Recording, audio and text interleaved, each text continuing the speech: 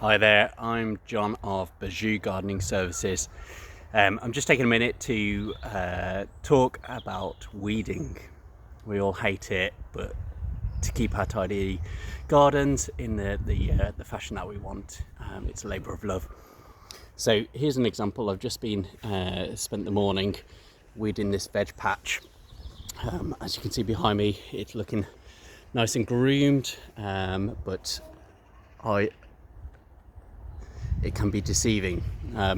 So my advice to any customer whenever they come to me and inquire about my services is to initially think about what is going to go into the ground prior to me weeding an area like we've got behind us, because by the time that our lifestyle and our consumer habits have caught up, the weeds will have already taken root. So it's always best carve out some time in your calendar. If you're going to have a gardener or yourselves weed your garden, consider what you're going to put in instead of allowing the weeds to grow.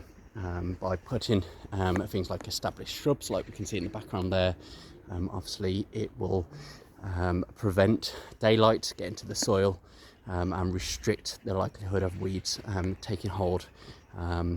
In this setting, obviously you would want to grow fruit and veg, and fruit bushes are a fantastic way of getting a harvest, low maintenance, and something that will look nice and taste nice as well.